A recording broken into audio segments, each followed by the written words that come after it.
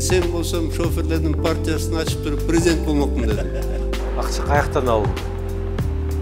Мыйзамдуу акчабы, коррупциядан келген акчабы, же криминалдын акчасы? Чтобы вот это гавканье со стороны Росгидро закрыть. За душой, орысша айтканда, за этой компанией ничего не стоит. Понимаешь? Ошол өкүнүштүү.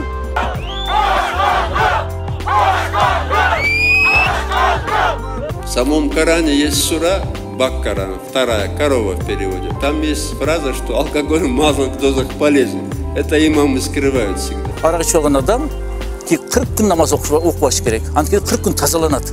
Onun içinde men Atambayev'in forumda istep barıp tapkın yok. Действительно tapkın yok. Men izlep bardım atayın. Düştükке ketip atam. Siyasi motiv menen öwrөкчүлүктү бүгүн siyasi motiv menen diskriminациялап атышат. Siyasi motivi аны шайлоого жолотпош керек. Азыр өкмөт башталмаса, баягы өкмөт кылат. Баягы чабал өкмөт. Жайдын ысык аптабында мөөнөтү бүтөөрүнө 4 ай калган президент Алмазбек Атамбаев 17-нчи эмгек өргүсүнө чыгып кетти. Ал арада Бишкек шаарында чуулгандуу сот процесстери катар-катар күнгө коюлуп, сот, прокуратура, адвокаттар, журналисттер жайкы эс алууну унутуп коюп, тынымсыз иштеп жаткан учур. Эфирде апта көрсөтүүсү, студияда Марат Төлөмүш уулу.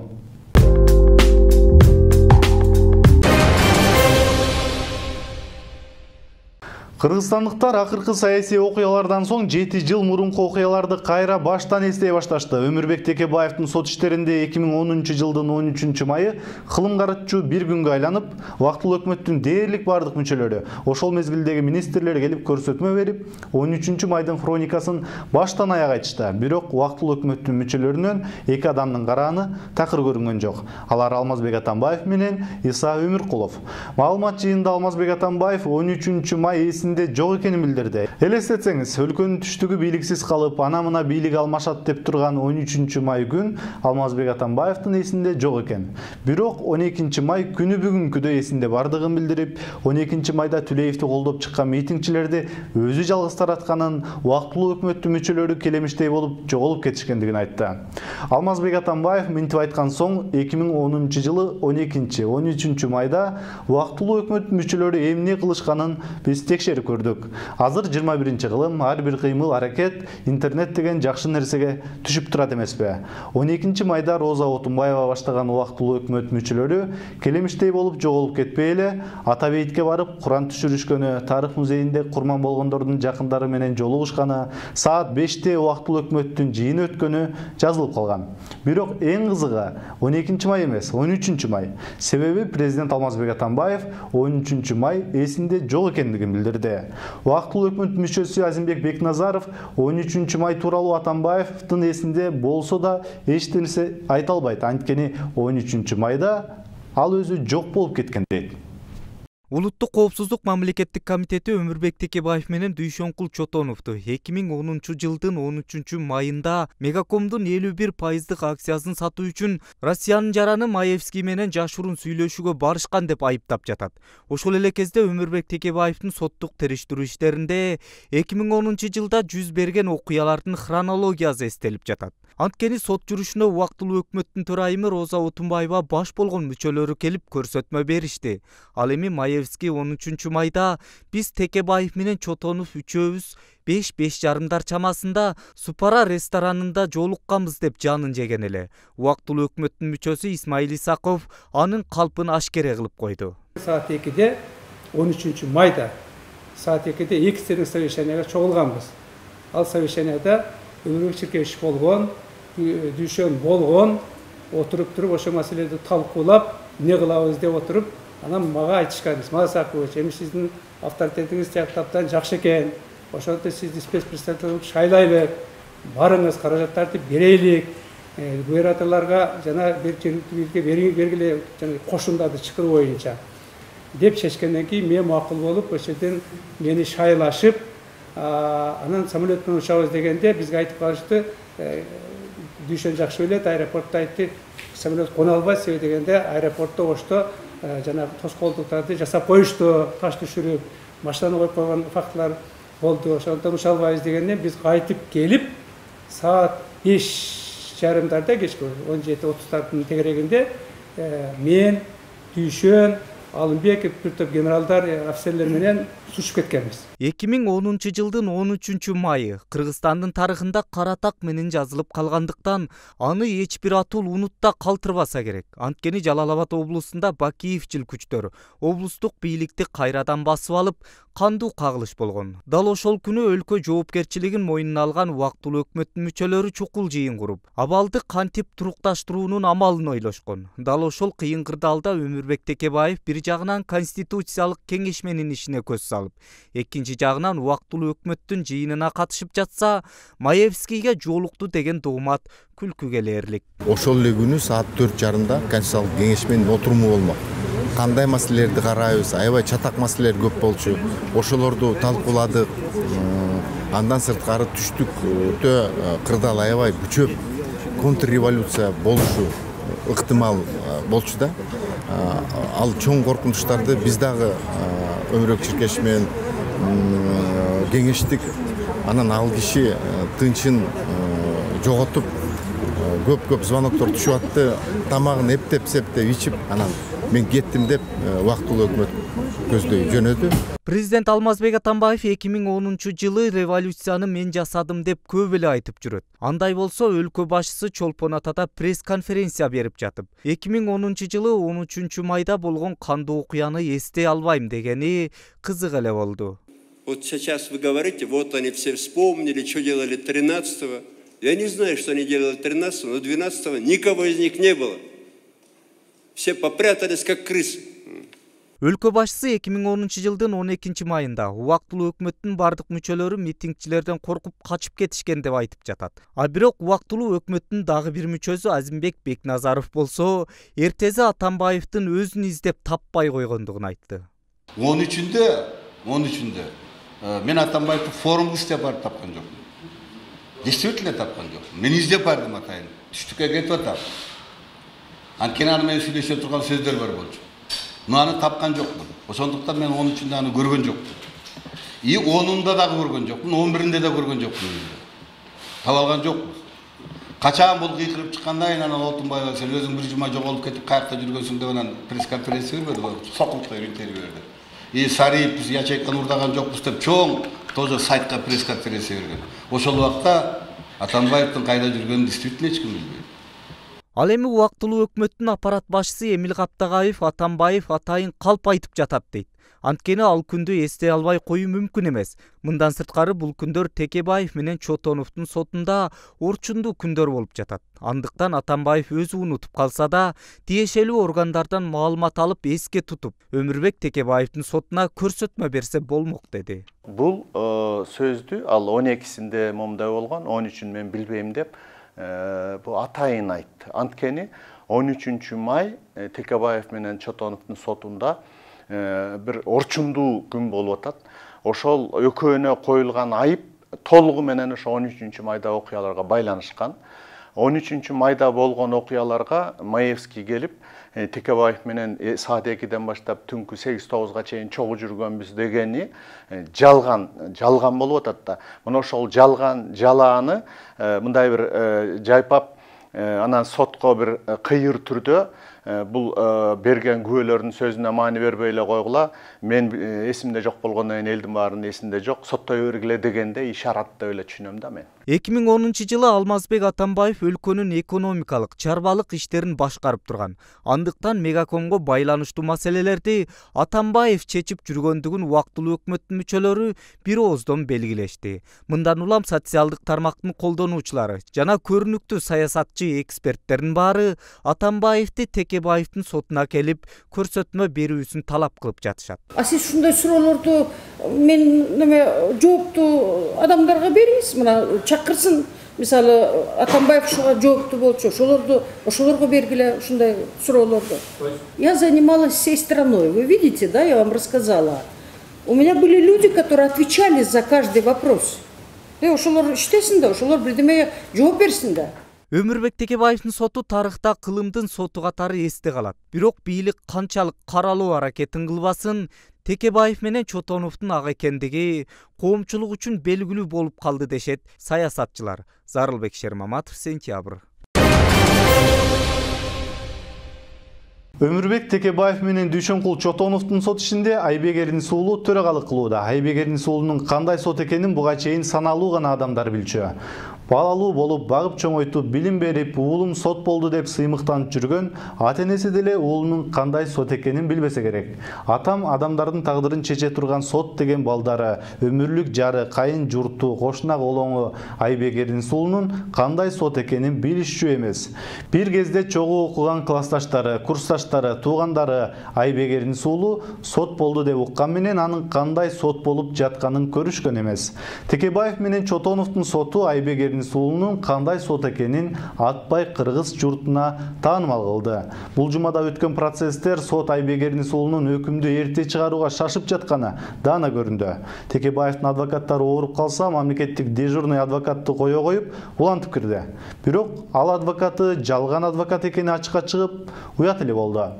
Уят демекчи, бул жумада улуттук коргоочу болгон Улуттук коопсуздук мамлекеттик комитети дагы уят болду. Интернетке Текебаевдин 3 адвокатынын жашыруун тартылган видео тасмалары чыгып, анын биринде 2 адвокат кофе ичип отурса, биринде адвокат Чынара Жакупбекова 9 айлык баласын көтөрүп жүргөнүн көрүүгө болот. 9 айлык ымыркайы бар аялды аңдуу эмне деген алсыздык. Уят эле. Текебаев менен Чотоновдун сотунда бул жумада прокуратура менен сот Айбек Эрдинис уулу баш мыйзамды каалашынча тебелеп тепсип салышты. Текебаевдин адвокаттары ооруп калганына байланыштуу келе албай калса, мамлекеттик адвокат дайындап, жогууп келатканда ишти кароону көздөдү. Текебаев сот Айбек Эрдинис уулуна мыйзамдын тамгаларын үйрөтүп, мамлекеттик адвокат тууралуу мыйзамды өзү жазганын, ал кайсы учурларда дайындаларын үйрөттү.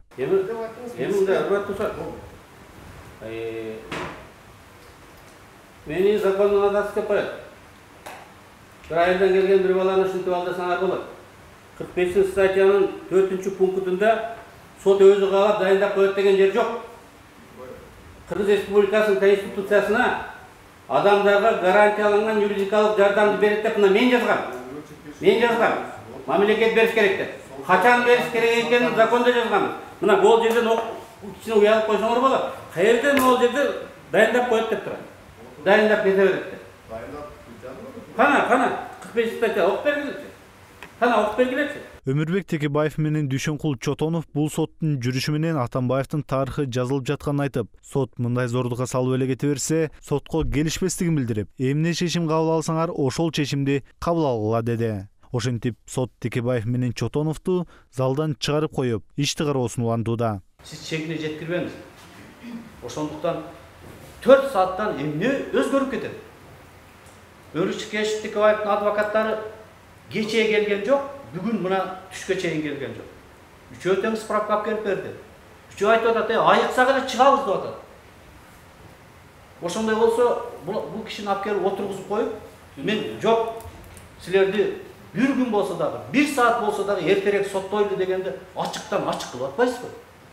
Атамбаевдин чыныгы тарыхы эми жазылат. Атамбаевдин чыныгы тарыхы эми жазылат. Буга чейинки кошоматчылардын аргуматтарын айткандары болбойт. Ошол тарых, мынакей. Назыр келет. Ошол тарых, мына ушул сот. Ошол тарых, мына ушул сот. Эгерде биздин укугубузду укпай, өзүм билем дей турган болсо, мен да Дүйшөндүн айтканым болду. СИЗОдон чыкпай, мен жок, адвокаттарыбыз жок, прокуратура менен дайындалган адвокаттар анан туруп, каалаган чечимди айтты. Допроско да келбейм, пренияга да келбейм, акыркы сөздө сүйлөйм, приговорду укпай. Келбейм.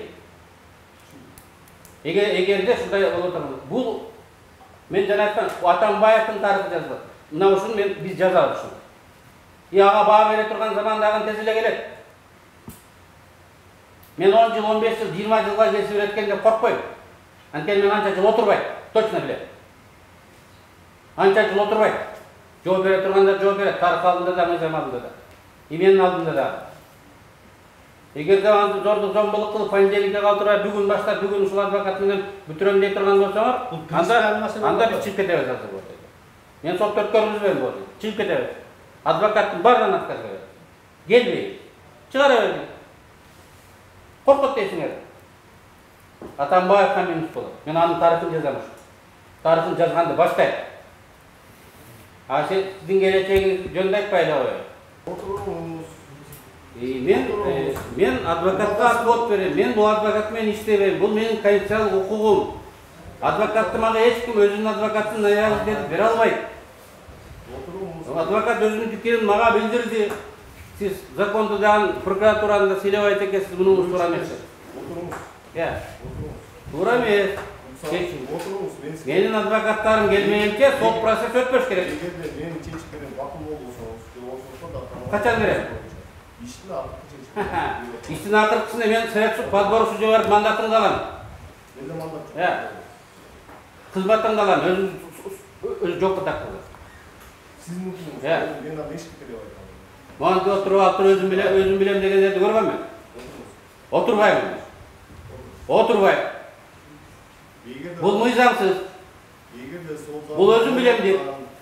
Не аласың, не үстіне қошып қоясың ба? 2 жыл қошасың ба? 15 жылдан аша албайсың. Не қыласың? Мыйзамсыз, өзім білем деп. Не қыласың? 16 жыл қоясың ба? Шығарып қой, өткөре бай. Бул сот ишинде тергөөчүлөр кандай фальсификацияга барса, сот жүрүшүндө да кандай нерселер болуп кетүүдө. Текебаевга зордоп дайындап берген адвокат эмес экени билинип калып, уят болушту. Заявляю отвод адвокату, дежурному адвокату, потому что она не может являться дежурным адвокатом, как вы ее называете, так как согласно закону о ГГЮПА, именно это гарантированная государственная юридическая помощь. Бесплатную помощь осуществляют только те лица, которые входят. Это не УПК открывайте, вы закон о ГГЮПА. Входят в состав ГГЮПА. В данном случае она не является членом. То есть в реестре адвокатов, оказывающих бесплатную помощь, ее там нет. Значит, она осуществляет не бесплатную помощь, а кто-то ей платит, чтобы она специально участвовала на данном процессе. Мамлекеттик адвокат гана эмес, андан эң кызыгы Текебаев менен Чотоновдун ишин тергөө тобунда жок адам жетектеп кол койгон ачка чыкты. Башталганда эле ээрге кыйшык отурган УКМКнын булодуна мыйзам бузуучулугун адвокат Марат Эшперов айтып, УКМКнын шалакылыгын жоюу үчүн ишти кайра тергөөгө жөнөтүү өтүнүчүн келтирип, бирок сот Айбегенин сулу аны дагы четке какты. Ошо мыйзам бузуулардын дагы бирин мен айткым келет. Ал жөнүндө адвокаттардан дагы айтыштыр. Сот процессинде тергөө группасын түзүп атканда чоң одоно мыйзам бузуу болгон. Анткени мыйзамда жазылган тергөө группасы түзүлүп атканда сөзсүз түрдө жетекчиси дагы жазылат. Тергөө группасынын жетекчиси өзүнүн мойнуна ошол тергөө жүрүшүн баягы тергөөнү өзүнө кабыл алат. Принимает к производству деп жазылганда. Бирок бүгүнкү процессуалдык документтерди, токтомдорду карасак, андай болгон эмес экен. Тергөө группасында, составында өзү руководители болбогон экен да. Мусаханов деген руководитель болом деп жазган экен, бирок тергөө группасында ал жөнүндө сөз жок. Ал кирген эмес. Демек, тергөө группасына кирбей туруп, кантип ал тергөө группасынын жетекчиси боло алат? Кантип ал ошо тергөө группасына ар кайсындай тапшырмаларды бере алат? Кантип өзү дагы тергөөчү катары, өзү дагы ар кайсы функцияларды, тергөө байланышкан функцияларды аткарылат? Мына тергөө башталып атканда эле чоң одоно мыйзам бузуучулук болгон да. Бирок буга дагы судьянын жогу даяр да, баары мыйзамдуу. Бул сот ишинин жүрүшүн түп тамырынан бери өзгөртчү окуядагы бул жумада орун алды. Леонид Маевскийдин паспортунда 2010 жылы 13 майда Кыргызстанга келди деген мөөр жок болуп чыгып, аны сот дагы моюндады. Это сейчас посмотрим, поищем. Он же дает своих показаний, что он пересекал. Вот доказательства, говорит, мой паспорт. Вот декларация, говорит, вот. Это он сказал и в ходе допроса, что это все у него есть. Бул жумада Текебаевдин адвокаттарын аңдып жүрүшкөнү дагы ачка чыкты. 9 айлык баласын коляскага салып алып сүйрөп жүргөн Чынара Жакупбекованы аңдуу өтө пастык катары сыналууда. Биякта олтурганыбыз, эми мунун баары эле вырезкалар экен. Бу жакта даже карап көрсө болот. Бир күнү бир көйнөкчөн, экинчи көйнөкчөн жүрөм. Мун деген вырезкалар деп коет. Конституцияда ар бир адам, ар бир жарам ар бир жаран, Кыргызстан жараны бул деген тайна переписки, тайна личной жизни деген бар. Ошонун негизинде гана ошону бузуп атат. Өзүнүн акыбалынан одоноп пайдаланып, мыйзамсыз иш аракет жасап атканын белгиси. Эгерде жөнөкөй жарандар, кызыктар жасап аткан күндө дагы бул өтө мыйзамды бузгандык болот. Өмүрбек Текебаев 10 августка чейин кыргыз тилинен сынак тапшыруусу керек. Кийинки жумада сот Айбек Эрнис уулу уруксат береби же жокпу, али белгисиз. Ал эми сот ишинин жүрүшү тууралуу Текебаев менен Чотонов эл алдында толук акталгана. Коомдук пикир Текебаев менен Чотонов тарапка огону белгилүү.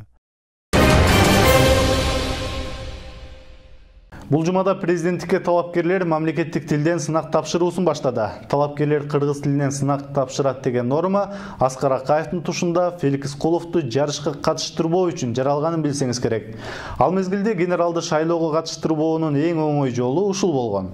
Ошондо 17 жылдан кийин Өмүрбек Текебаевди президенттикке аттануусуна кыргыз тили сынагы жолтоо болот десе, ишенет белеңиз.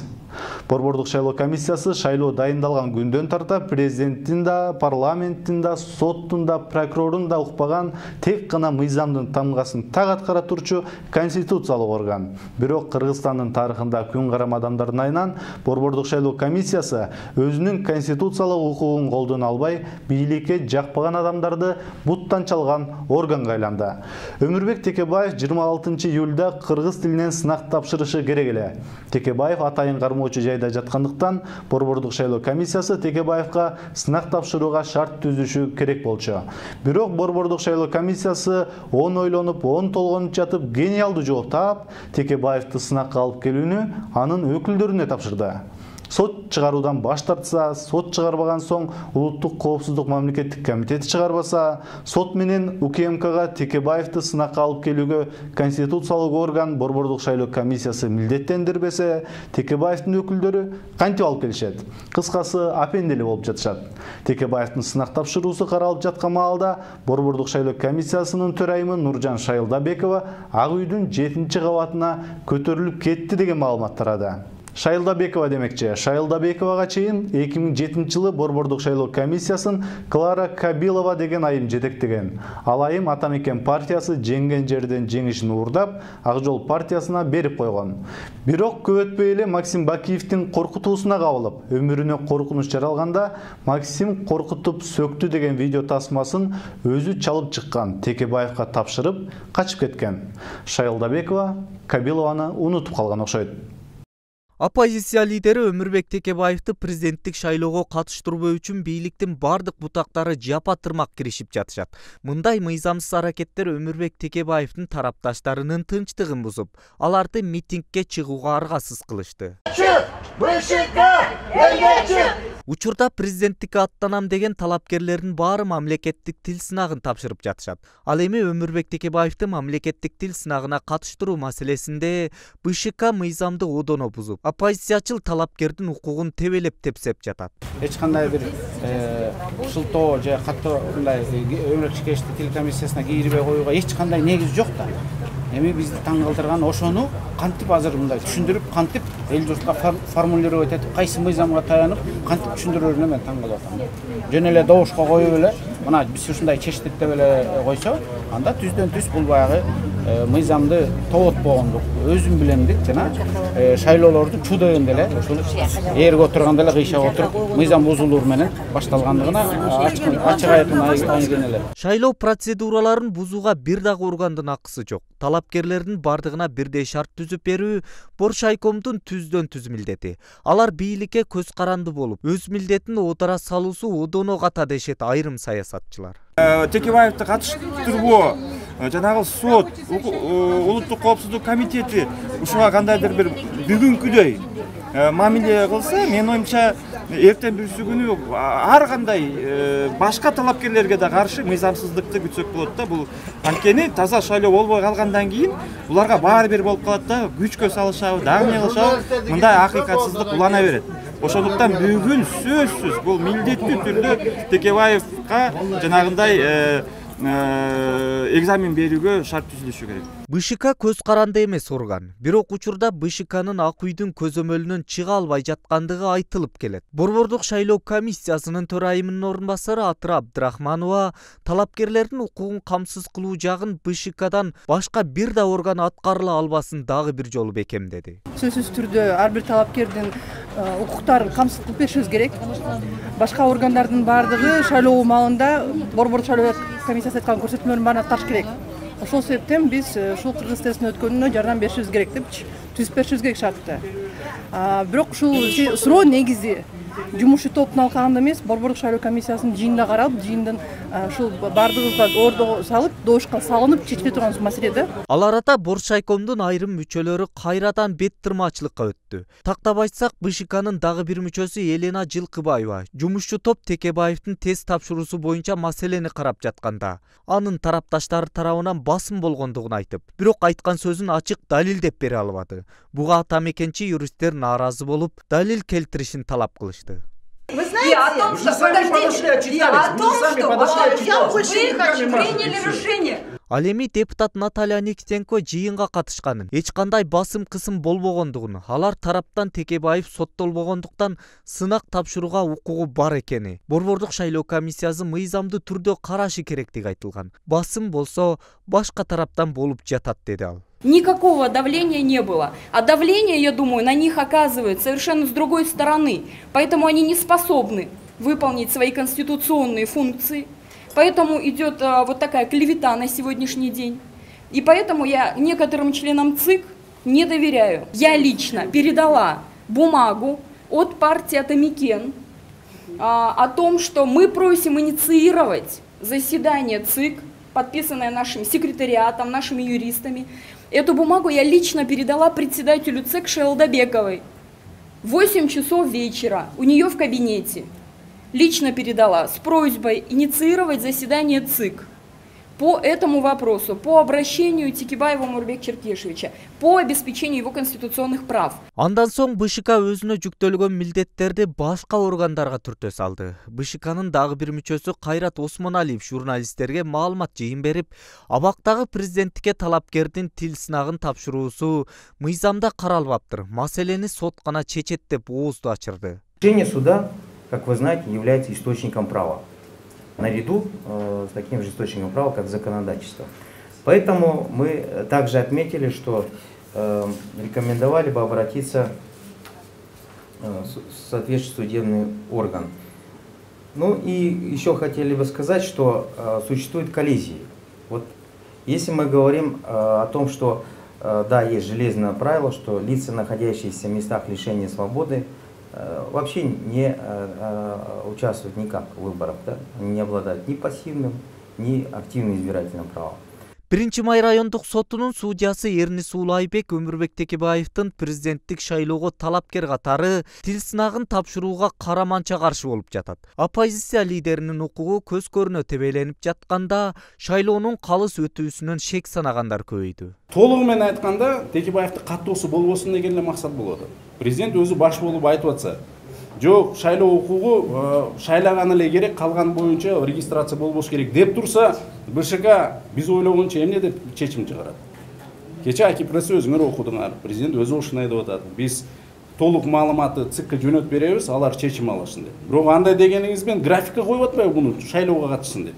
Юриспруденцияда мыйзам боюнча андай да жок.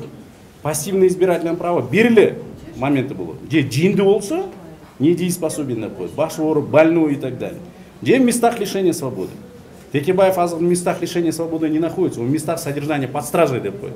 Шайлоо жөнүндөгү мыйзамда президенттикке талапкер болгон ар бир жаранга бирдей мамиле түзүлүш керек. А бирок иш жүзүндө андай болбой жаткандыгы атамекенчилердин нааразычылыгын күчөттү. Жогорку кеңештин депутаты Алмамбет Шыкмаматовдун айтымында Боршайком тарыхта кала турган эң күлкүлүү чечимди чыгарып, Текебаевга бут тосуп жатат деди.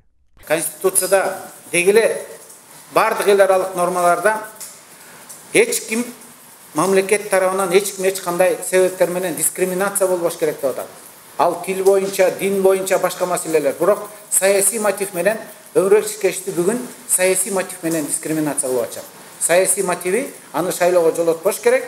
Текебаевка байланыштуу саясий окуялардын баары шайлоого байланыштуу экендиги айтылып келет. Ал эми Текебаевдин баш мыйзамда каралган укуктарынын камсыз кылынбай жаткандыгынын себеби да жөнөкөй. Ал Атамбаевдин буйругун гана аткаруу дешет ата мекенчи эл өкүлдөр. Өзүнүн берип жүргөн конференциялардын, пресс-конференциялардын биринде Алмазбек Атамбаев ал кезде тергөөнүн акыркы дагы чечими жок болчу. Айып угузуу боюнча тергөөнүн чечимдери чыга электеле. Ал киши бул алдамчылык, бул коррупция деп өзүнүн баасын берип, өзү эле күнөөлүү адамдарды дайындап койгон.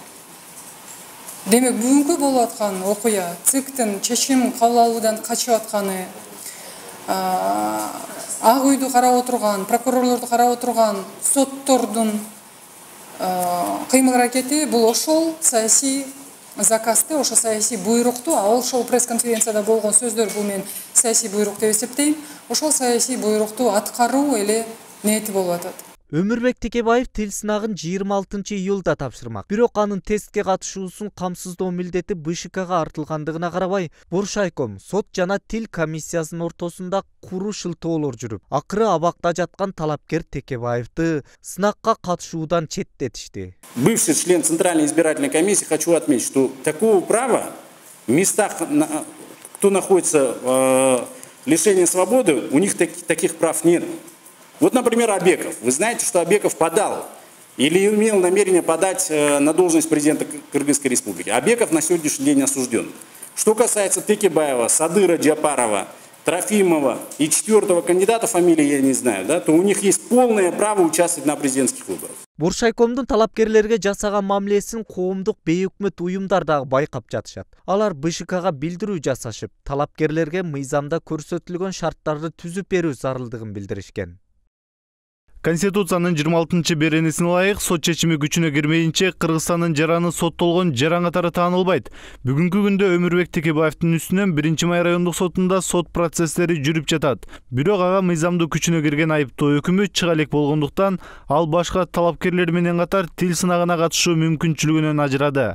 Айрыкча Борбордук шайлоо комиссиясынын талапкерге бул маселе боюнча сотко жана Кыргыз Республикасынын президентинин алдындагы тил комиссиясына кайрылууну сунуштап, өзүнө тиешелүү милдеттеринен четтеши тынчсызданууну пайда кылат. Ага чейин 1-Май райондук соту талапкердин мамлекеттик тил боюнча сынак тапшыруу өтүнүчүн четке какканы белгилүү. Мындай кырдаал алдыда күтүлүп жаткан президенттик шайлоонун таза өтүүсүнө терс таасирин тийгизет. Президенттик жарышка абакта жаткан Садыр Жапаров да аттанып, ага Борбордук шайлоо комиссиясы бут тозуп жаткандыгын тарапташтар айтып нааразы. Ал эми Текебаевди колдоо боюнча бүгүнкү күндө 40 миңден ашуун кол тамга чогултулган. Демек Боршайком бир эле Текебаевдин эмес 40 миңден ашуун шайлоочунун укугун тебелеп жатат. Ал эми ата мекенчилер мындай мыйзамсыздыктарга көз жумуп кол куушуруп отура беришпей, эртели кечпи бул мыйзам бузууларга укуктук баа берилерин эскертишүүдө. Зарылбек Шермаматов, сентябрь. Алдыдагы саясий жарышка аттануу ниетин билдирип, Борбордук шайлоо комиссиясына кайрылгандардын саны 48-ге жетти. Анын 37-си өзүн өзү көрсөтсө, калганын саясий партиялар сунуштаган. Күрөө суммасын 1 миллион сом кылып, 30 миң кол топтоо тил сынагынан өтүү талаптары коюлганына карабай, президенттик жарышка түшүүнү каалагандардын саны өсүп жатат. Саясий талдоочулардын баамында канчалаган талапкерлер ат салышууну каалаганы менен негизги күрөш 4-5 талапкердин ортосунда болоорун айтышууда. Саны көп талапкерлердин канчалык сапаты бар? Бул туурасында кабарчыбыздын материалы. Чоң жарышка түшүүлөрдүн айрымдары өзүн өзү көрсөтүү менен чыгып жатышса, калгандарын курултай өткөрүү менен партиялар сунуштап жатышат. Талапкерлерди каттоо 1-августка чейин уланып, акыркы тизме 10-сентябрда жарыяланат. Ал эми азыр болсо президенттик жарышка түшүүлөрдүн саны 50-ге жетип калды. Алардын ичинен 7-өсү аялдар болсо, арасында жарандык активисттер, журналисттер дагы бар. Саясий талдоочулар президенттик жарышка түшкөндөрдүн көбү чынында президент болууну каалап барып жатышса, айрымдары имидж, дагы бирлери атын чыгарыш үчүн барып жатышат дешет. Өзгөчө президенттик шайлоону өтө бир мындай авторитеттүү бир баскан жолу менен элдин жүгүн көтөргөн эл кабыл ала турган талапкерлер чыгыш керек да. Президенттик жарышка түшкөндөрдүн саны өсүп жатканы менен негизги күрөш 4-5 талапкердин ортосунда болоорун талдоочулар болжолдоп жатышат. Алар алдыңкы сапта келе жаткан Бакыт Төрөбаев, Өмүрбек Бабанов, Темир Сариев, Сооронбай Жээнбеков жана Камчыбек Ташиев. Бул жолу идеялар менен программалардын эмес, административдик ресурс менен добуш сатып алуулардын ортосунда күрөш болот деп болжолдошот серепчилер. Бирок карапайым калк баары бир бул талапкерлердин эл үчүн эмне кылгандыгын эске алат дейт саясий ишмер Зайнидин Курманов. Биз айта албайбыз, мурунку заманда таянып, жаланган акчанын күчү болот. Ант сезими элдин өзүп атат, эмне болуп атканын көрүп атат. Чындык, жамандыкты билип калдык. Даразага ошол нерселерди койгонду үйрөндүк. Албетте биз да жылабыз да. Бардыгы элдер менен жылып атабыз. Ошон үчүн программалардын мааниси биз үчүн абдан чоң татыктуу. Ал эми айрым талдоочулар эл төбөсү көрүнгөн саясатчыларды эмес, жаңы көз караштагы адамдын келишин күтүп жатат деген пикирде. Элдин көкүрөгүндөгү маселени көтөргөн бир топ адамдар, ошонун арасында ошол Канат Исаев, Төрөбаев, Азымбек Бекназаров, жаңы эч ким билбеген талапкерлер жүрөт, жана Талатбек Масадыков деген 15 деген жигит, деги эле мурда тааныбаган талапкерлер жүрөт. Мүмкүн ошолордун ичинен кыргыз элинин бактысын ача турган талапкерлер чыгып калышы деле мүмкүн. Негизи өзү мурда башы көрүнгөндөрдүн ичинен эмес, кыргыз эли бүгүн жаңы адамды издеп атат, жаңы жүздү издеп атат. Мүмкүн тагдыр буйрук буга чейин эл журт биле бербеген, бирок күчтүү личность келип калышы деле мүмкүн да. Алдыңкы саптарга илинген талапкерлердин бири катары Камчыбек Ташиев менен Акматбек Келдибековдун ысымдары дагы айтылууда. Бара-бара шайлоого жакындаганда бирөө калып, бирөө талапкерлигин алат болуш керек да. Себеби бир партиядан 2 талапкер чыгып, бул өзүнүн шайлоочуларынын добушун бөлүшү мүмкүн да. Ошондуктан булар бир өзлөрүнүн бир тактикалык планы болуш керек. Президент болгусу келгендерге шайлоо көрөсү 1 миллион сомду 30 000 шайлоочулардын колун чогултуп, тил сынагынан өтүшү керек деген талаптар коюлганына карабастан, алардын саны күндөн күнгө өсүп жатат. Канчалык талапкерлердин саны көп болсо, ошолордун ичинен мыктысын тандаганга мүмкүнчүлүк болот дегендер дагы бар. Талапкерлердин көп болгонуна сүйүнүш керек. Бул президенттик шайлоого чыгып аттанып мен чыгайын деген бул оңой чечим эмес. Өз учурунда мен да өзүнүн кандидатурамды койгонмун. Бирок ушундай чечимге келип аткандан кийин бунун артында мындай эл жүрөктүк керек. Анан өзүнө ишеним керек. Эми чындыгында арасында бар, кээ бирлер өзүнүн пиар катары өзүн өзү унутулуп калатканын көрсөткүсү келгендер да бар. Бирок ал пендечилик да. 2011-жылкы шайлоодо 80ден ашуун талапкер катталгандыгын эске алганда, дымактуулардын көптүгү жаңылык деле эмес дешет талдоочулар. Бул жолу да БШКга арыз бергендердин арасында пенсионерлер, эч жерде иштебегендери жүрөт. Өткөндөгүнөн айырмаланып, бул жолу куудулдар талапкерлигин коюшкан жок. Кыязы алар элди башкарбай эле тамаша тартуулап турганыбыз оң болот десе керек. Бирок баары бир канча талапкер президент болууну эңсебесин, алар элдин таразасынан өтүшөт. Ай боло берет. Биздин добуштан эчтеке көз карандысы жок. Бир кетип, бири өлсүн, бир калсын, анан ким келбесин, заман өзгөрбөй койду деп. Эми элде ар кандай сөздөр көп да, ишенбестик көп да. Ошондой ишенбестик менен шайлоо өтө берсе, анда ошондой эле сапатта жашай бересиз да. Ошондой эле саясатта, ошондой эле акыбалда, ошондой эле заманда боло берет да. Ордуз эле тура беребиз. Эгерде жок кечирип койгула, биздин заман өзгөрүш керек, мамлекет өзгөрүш керек, мамлекет алдыга чыгыш керек, өнүгүш керек. Жанагындай түштүк, түндүк, биздин бала, тиги бала, бул бала деп бөлүнбөй кой. Чындап эле бул ою жакшы экен, сүйлөгөн жакшы экен, кылган иши бар экен, кыла алат экен деп, эрки бар экен, ою бар экен деп тандай турган болсок, биздин да заманыбыз өзгөрөт да. Ошон үчүн биздин шайлоочулардагы сапаттуу саясатты талап кылыш керек ужечи. Президенттик шайлоого аттангандар саны бар, сапаты жок деп сыпатталууда. Өлкөнү башкарам дегендердин көбү ишсиздер менен аты белгисиз атуулдар. Дымактуу делген саясатчылардын деле салмагы көптүн күмөнүн жаратууда дегендер аз эмес. Бирок карапайым калк эл камын ойлогон өлкө башчысын күтүп жаткандыктарын билдиришти. Биздики мамлекетибиз агрардык мамлекет. Ушу айыл чарбасын түшүнгөн эң биздин эң бир ушу биздин талабыбыз ушул да. Элдин дыйкандарга ушу жакындан жардам берген, ушу элдин көйгөйүн түшүнгөн адамды күтүп атабыз да. Президент деген өзүн жаш, прогрессивдүү, бизди жаштарды да колдой турган президент болуш керек. Алдыга биз да умтулуп, биздин көйгөйлүү маселебизди чече турган президент болуш керек. Президент, который будет думать о людях, о простом народе. Президент, который будет заботиться о стране, чтобы она процветала, чтобы она была благополучна. Сегодня этого нет. Люди мир айлар коомдук бирикмеси бир гана Кыргызстанда эмес, Америка, Париж, Германия, Москва, Түркия сыяктуу дүйнөнүн 7 өлкөсүндө дагы алдыдагы президенттик шайлоодо кимди колдойсуз деп мекендештердин арасында көз карандысы сурамжылоо жүргүзүп көрүшкөн. Анын жыйынтыгында 50 000 адам суралып, жогоруда аты аталган 4-5 талапкер алдыда келе жаткандыгы маалым болгон. Хочу сказать сразу, что очень много людей на сегодняшний день, граждан Кыргызстана, которые достигли совершеннолетнего возраста, которые имеют право голосовать, к сожалению, почему-то не хотят идти на выборы. Очень много людей говорят о том, что не пойдут голосовать по причине того, что не верят никому. К сожалению, эта проблема есть. Эл аралык уюмдардын жүргүзгөн сурамжылоолоруна таянсак, Сооронбай Жээнбеков дагы алдыңкы 4 талапкердин ичинде. Бирок аны көбү азыр өкмөт башчы болуп турган үчүн колдоп жатышат деген ойдо. Сооронбай Жээнбеков премьер-министрлик кызматын өткөрүп берери менен анын рейтинги кандай болот, аны көрө жатарбыз. Ал эми 2005-жылкы инкылаптан кийин президенттик шайлоого катышуу ниетин 22 киши билдирип, 6 эле бардык баскычтарды өтүп, бюллетенге кирген.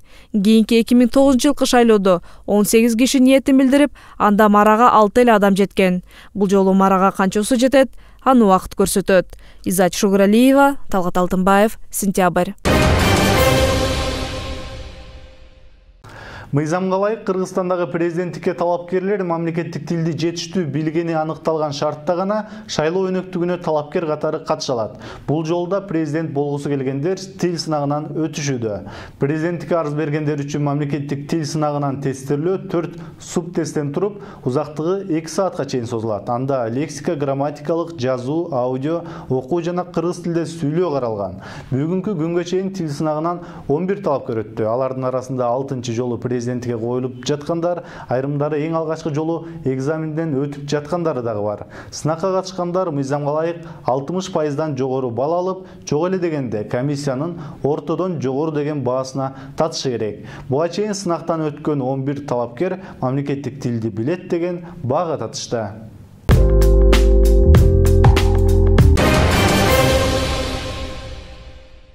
Ошентип эгемендүү Кыргызстандын 4-чү президенти Алмазбек Атамбаевдин ажоолук сапары карып, 6 жылдык мөөнөтүнүн акыркы айлары калды. Бул жумада Чолпон Ата шаарында өткөн президенттин акыркы маалымат жыйыны 6 жылдык башкаруунун жыйынтыгын чыгарган маалымат жыйын болуп, 6 жылдын ичинде Кыргызстандагы туташ кризиске кабылган тармактарда кандай реформалар жүргөнү, өлкөнүн саясий, социалдык, экономикалык тармагында кандай өзгөрүүлөр болгону, экономикалык көрсөткүч канча пайызга көтөрүлүп, канча ири ишканалар курулганы, тышкы карыз канча пайызга көбөйүп же канча пайызга азайганы жана эң негизгиси демократиялык баалуулуктар, адам укугу, сөз эркиндиги тууралуу сөз болору күтүлгөн.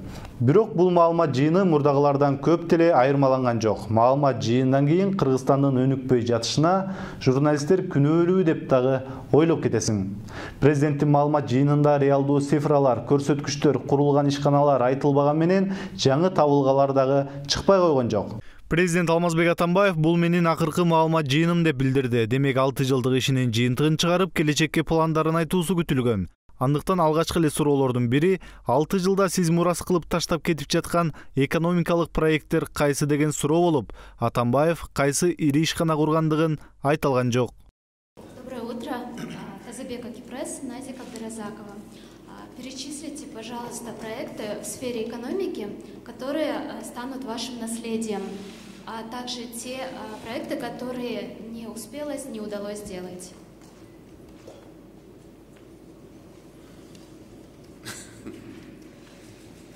Я бы сказал бы так, что для меня в целом был как бы весь этот проект Кыргызстан, что Кыргызстан должен быть крепкий, устойчивый. Я думаю, мы этой фазы устойчивого развития достигли. Алмазбек Атамбаевдин тушунда 2013-2017 деген экономикалык улуттук долбоор 50%га дагы ишке ашпай калганы белгилүү. Бирок президент ал долбоордо көрсөткүчтөр атайын бийик коюлган деп Кыргызстанды Олимпиадага даярданган спортсмендерге салыштырды. Атамбаевдин 6 жылындагы 2 Олимпиадада кыргызстандык спортсмендер бир дагы медаль албаганын эске алсак, бир чети туура эле салыштыруу. Когда нам говорят, что стратегия 2013-2017 года, она многих показателей не достигла, это так и закладывалось. Чуть-чуть планку закладываем выше, как на тренировке у спортсмена. Чем выше ты поставишь планку, тем выше спортсмен прыгнет. Но... Президент Алмазбек Атамбаевдин тушунда Кыргызстан Евразияске кирди. Кыргызстанга ветеринардык лабораторияларды курууга Россия бөлгөн $200 миллион, эмнегедир азербайжандык Россиянын жараны Агаларовдун Крокус компаниясына бөлүнгөн. Эмне үчүн $200 миллион ортомчу компанияга бөлүнгөн жана анын иштетилиши тууралуу суроого президент ачууланып кетти. Берип атам, алып атабыз. Бирден бери туура эмес берсе, текшерткиле. Алган адамды камат кылып, ага эч ким каршы эмес. Бирок жок жерден канча кылсаңар да эчтеке чыкпайт да чыкпайт. Рахмат дебесиңер, президент алып келип берген акча бул. А бир тыйын бербей койсо деле макул, биз мына ветеринардык контроль бар деп атасың. Евразияска өтпөсөк жок болот беле контроль. Он эсе болмок, он эсе болмок. Ушуга да акылыңар жетпейби? Он эсе болмок. Алмазбек Атамбаев алдыдагы президенттик шайлоо тууралуу суроолорго жооп берип жатып, А жана Б планын дагы айтып алды. Жээнбеков болбосо Бабановду колдомокмун деген Атамбаев НТС каналынын журналистинин айрым жерлерде административдик ресурс колдонула баштады деген суроосуна 2010 жылы Бабановду кантип сактап калганын айтып, кыстыра кетти. Бир ушак тараткан токтотпойсуңар, материалдар болсо бергиле прокуратурага, же мага бергиле. А мүмкін өзімен ақша таратып атасыңар, қайдан білесіз бұл? Мында Құдайдан қорқсаң, маған мындай сұрауларды бергендерші. Мына Өмірбек инемді жақшылы жетелеп жүресіз ғой. Жақшы жігіт. Кейбірден мындай өте жылын баш керек та. Мына сілер жақшы көрінем деп баға, өзін жаманатты қылып атасың. Жақшы барата, бара берсін мындан ата. Қандайдыр бір күштер бар, тігібі бар деп. Бабановду 2010 жылы, 11 жылы камай иштеп келип атканда мен сактап калам керек болсо. Кой кылам мындай оюндарды? Чыныбай Турсунбековдун талапкерлигин көрсөтүүсү боюнча адашпаган адам жок деп, эгер партия чечимине баш ийбесе, партияда орун жок экенин айтты. Чыныбай Турсунбеков боюнча минтип айтар элем,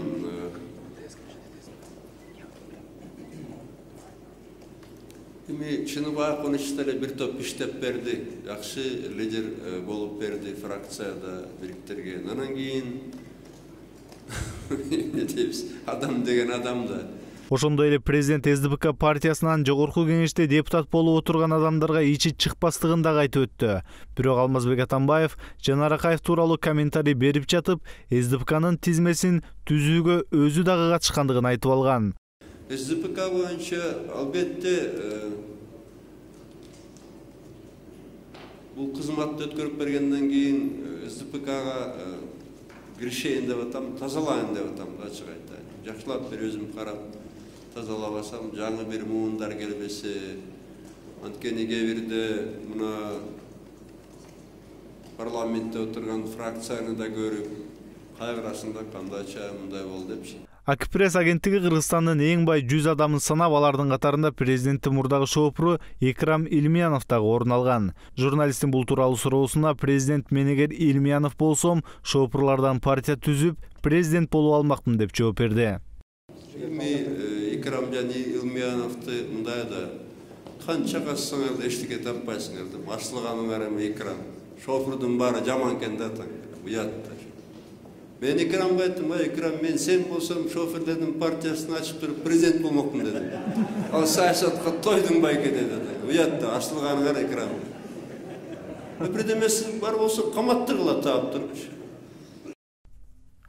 Президенттин маалымат жыйынында буга чейин элге табышмак болуп келген айрым сырлар дагы ачылды. Ал кызыгуулардын бири президенттин кызыктай сөздөрү көп докладын кайсы спичрайтер жазат деген болчу. Көрсө Алмазбек Атамбаев бардык сөздөрүн өзү жазат экен.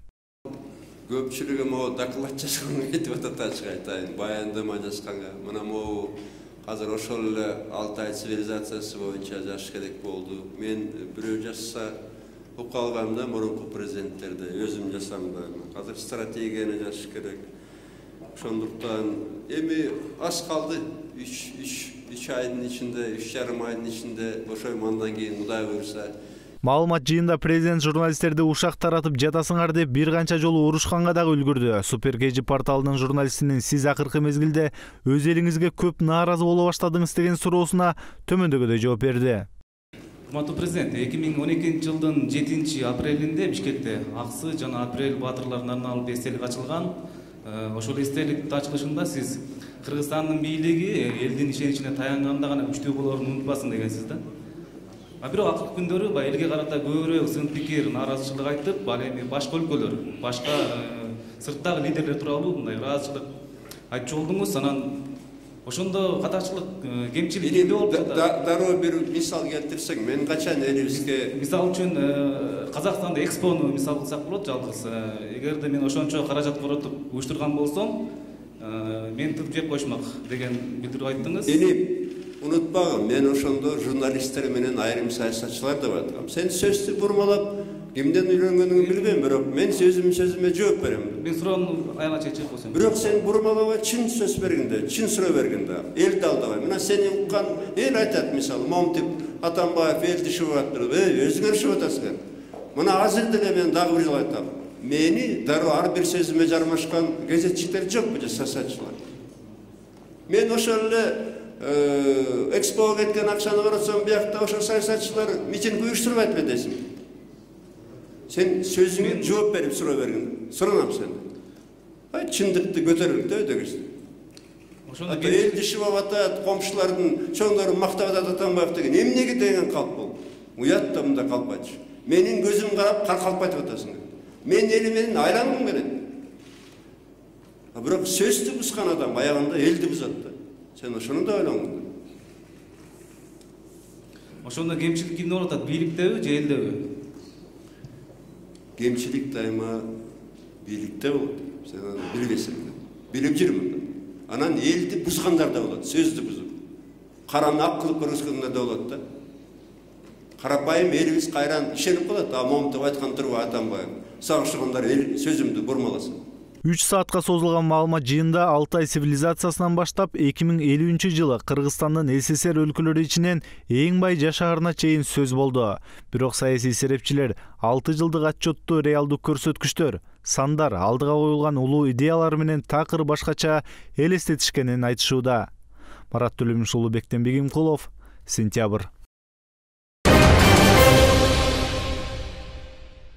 Ар бир президент айрыкча чыгыш элдеринде өзүнөн кийин ири архитектуралык имарат же ири экономикалык же энергетикалык объект калтырып кетүүнү кыялданат.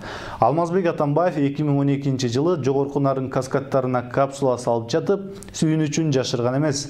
Чынында эле Нарын дарыясынын өрлөп курула турчу кездер эгемендүү Кыргызстандын тарыхында чоң жетишкендик болмок, эгер курулса. Бирок коррупцияга белчесинен баткан Кыргызстанда Жогорку Нарын каскадтарын курууда чоң коррупциялык схема ишке ашып, депутаттардын эсебинде 10 миллион долларга жетип жетпеген курулушка 37 миллион доллар коротушкан. Демек 30 миллион долларга жакын акча кимдир бирөөнүн чөнтөгүн толтурган. Эми Россия берген акчасын доолап баштаганда алар үрүп аткансып сезилип, чехиялык күмөндүү компанияны таап келген учур. Президент Алмазбек Атамбаев 6 жылдык башкаруусун жыйынтыктап жатып, туулбай жатып тууна кеткен Жогорку Нарын каскаты боюнча 37 миллион долларлык карызды мураска таштап кетип жатат. Атамбаев Чолпон Атада өткөн маалымат жыйынында өмүрү ГЭС куруп көрбөгөн чехиялык Liglas Trading компаниясына ГЭСтерди куруу тапшырылышын Русгидро өрө бербеш үчүн иши кылып 37 миллион долларды берсе болду деп билдирди. На самом деле соглашение составлено очень хорошее, оно абсолютно удачное для Кыргызстана. Оно намного лучше, чем было заключено соглашение с Русгидро, с Россией. И больше того, вот после того, как собрание акционеров энергохолдинга 4 августа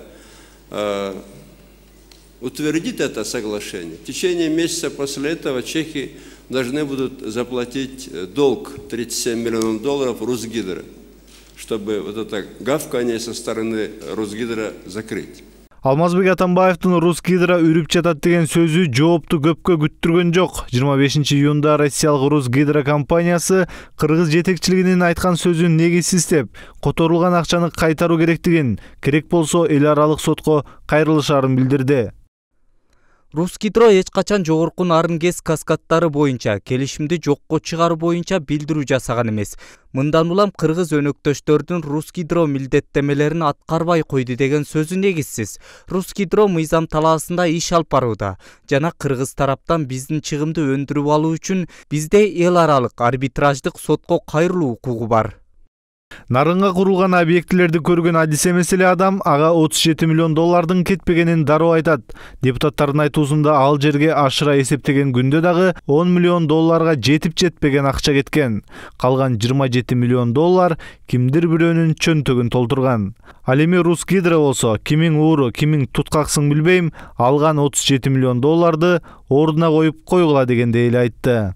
Алар айтып атат да, силер өз убагында жерди бербей койгонсуңар, ишти созгонсуңар өзүңөр.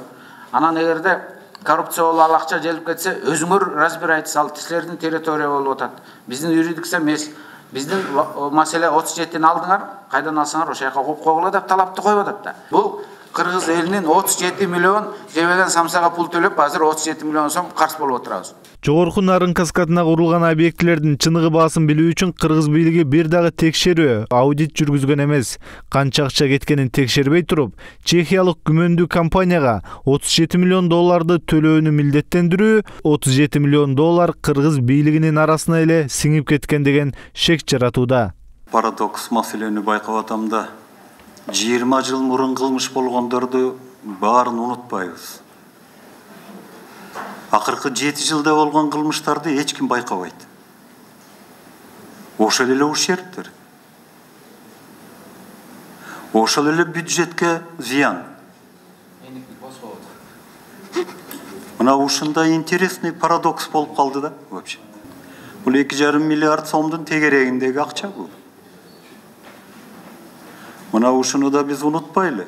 Энергетика боюнча эксперт Расул Умбеталиев, Алмазбек Атамбаев Русгидронун ошол кездеги жетекчиси Евгений Дот менен ынак болуп, ГЭСтердин курулушун баштаганын, эми өлкө ГЭСке жетпей эле карызга матып калган чакта биринчи жоопкерчилик президент экендигин айтат. Бул 2012 жылдан 2016 жылга чейин ушу тиги жогорку нарын курулушу боюнча маселе көтөрүлүп келип атат. Ошо өз убагында ошо генеральный директор Евгений Дот менен президент Атамбаев кучакташып өшүп жүргөн. Ошолорго толугу менен ишеним көрсөтүп, ошолорго тиги кудай кааласа ошо орус компания Русгидро бизге жогорку нарын ГЭС куруп берет деп элдин астынан дагы, журттун астында да ошо толук ишеним ошо тиги айтып жүргөн. Эми азыр баягы ит менен салыштырганга бул туура эмес. Кайсы гана президент болбосун тактыда турган кезинде ири проектилерди бүтүрүп кетүүнү каалайт. Жогорку нарын ГЭС каскадтары дагы Алмазбек Атамбаевдин дал ошол көзүрө эле. Честно говоря, я выбирал этот день, потому что это Шаршемби, я Шаршенович, сын среды Шаргун, но получилось, что это День независимости России. Я хочу поздравить наших гостей из России. Бирок Алмазбек Атамбаев 6 жылдык президенттикти орун жыйынтыктап жатып, Кыргызстанга ГЭС эмес эле 37 миллион доллар карызды мураска калтырып кетип жатат. Марат Төлөмүш уулу, Батыр Зарлыков, Сентябрь. Бөдөнөнү сойсо дагы касапчы сойсун дейт кыргыз эли. Бирок Кыргызстанда бөдөнөнү эмес, бакандай жогорку нарын ГЭС каскадтарын өмүрү ГЭС куруп көрбөгөн, чөнтөгүндө каражаты жок, кирешесинен чыгашасы көп, Legolas Trading деген чех компаниясы курмакчы болуп жатат. Туулбай жатып тууна чөккөн нарын ГЭСтеринин багы эми ачылат экен деп жаткан чакта, аңгектен качса дөңгөккө болуп, ырынан чыры көп чех компаниясын Кыргызстанга ким алып келгени чоң талкууда.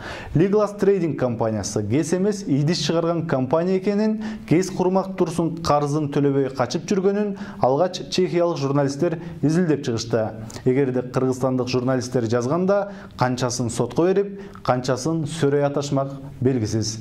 Чехиялык журналисттердин тили кыргыз журналисттеринен дагы заарыраак экен. Алар компания жетекчисин кепеден чыккан миллиардер деп аташты. Бирок кыргыз жетекчилери акча берсе болду, калганын бөрү жесин деген позиция карманышууда. Президент Алмазбек Атамбаевдин эң башкысы Россияга болгон карызды төгүп, алардын үргөнүн басса болду дегени ооз ачырды. Кепеден чыккан компания 100 миллиондогон доллар акчаны кайдан табат? Ал эмне болгон акча? Адам сатуудан түшкөнбү, же наркотика сатууданбы, же коррупционерлердин арам акчаларын адалдоосубу? Биздин жетекчилерди ойлондурбайт экен. Эң башкысы Русгидро үрбөй калса болду, деди президент. Кыргызстандагы 10 чакан ГЭСти куруу боюнча тендерди утуп, ага кошуп жогорку нарын каскадтарын белек алган чехиялык Legolas Trading компаниясынын айланасындагы чыр али да болсо токтой элек. Президент Алмазбек Атамбаев кыргызстандык журналисттерди ушак таратпоого чакырган менен Legolas Trading'тин абийирин чехиялык журналисттер эле ачып салды. Чехияда кепеден чыккан миллиардер табылды. Legolas'тын кожоюну өзүн Кыргызстанда бай деп көргөзүүдө. Михаил Смеликтин таржымалы Голливудда илхам берчүдөй экен. Фирма расмий кагаздар боюнча эскилиги жеткен, жарым-жартылай урап калган фабриканын аймагында жайгашканы менен Смелик чыныгы жомок жарата алды. Миллиарддаган трондук тендерлерди уткан Кыргызстанда өзүн миллиардер кылып көргөзүүдө. Чех компаниясы тендерди уткан соң 30 күнүн ичинде Россияга болгон 37 миллион доллар карызды төлөп беребиз деп убада кылышкан. 30 күнүн ичинде 37 миллион доллар которуларын компания жетекчиси Михаил Смелик дагы бекемдеген. Менин чөнтөгүмдө даяр 500 миллион долларым бар деп айткан жокмун. Андай эч кимде болбойт. Ар дайым техникалык каражаттар, финансылык жактан да бир нече фирма биргелешип иш алып барат. Коркууга негиз жок. Техникалык кепилдик бар. 30 банк күнүнүн ичинде акчаны котором. Орустардын карызын төлөйсүңөр. Биргелешкен ишкананын 50%-ин алабыз да курулушту баштайбыз. Бирок президент Алмазбек Атамбаев маалымат жыйынында чехиялык компания 1 августка чейин эмес, 4 сентябрга чейин акча төксө болду деп, алардын мөөнөтү дагы 1 айга узарды. На самом деле соглашение составлено очень хорошее, оно абсолютно удачное для Кыргызстана. Оно намного лучше, чем было заключено соглашение с Русгидро, с Россией. И больше того, вот после того, как собрание акционеров энергохолдинга 4 августа утвердит это соглашение, в течение месяца после этого чехи должны будут заплатить долг 37 миллионов долларов Русгидро, чтобы вот это гавканье со стороны Русгидро закрыть. Legolas Trading компаниясынын ГЭС курарына чех журналисттери кандай ишенбесе, Кыргызстандын мыкты экономисттери алардан 2 эсе ишенбей турушат. Экономист, мурдагы вице-премьер-министр Базарбай Мамбетов Legolas ортодон акча жасаган алдамчы фирмага окшоп турат дейт. Бул азыр мен билишимче Legolas азыр ошол ГЭСти кура турган компанияларды издеп, ошолордун ортосунан посреднический процентин алып, байый турган өзү мошенникке жакын компания экенин билинип калды да. Ошол келип туруп жандалбастап, ошолордун бардыгы билинип калгандан кийин, ошонун жетекчиси берген интервьюларын караганда, за душой, орусча айтканда, за этой компанией ничего не стоит. Понимаешь? Ошол өкүнүчтүү. Европада бир нече жыл элчи болуп, Тышкы иштер министрлигин жетектеген Аликбек Жекшенкулов бул келишим өлкөнүн аброюна, инвестициялык климатына оор сок курууда дейт. Эми мен 4 жыл Европада элчи болуп иштебедимби? Ал жерде Европейский Союздун ушундай мыйзамдары бар да.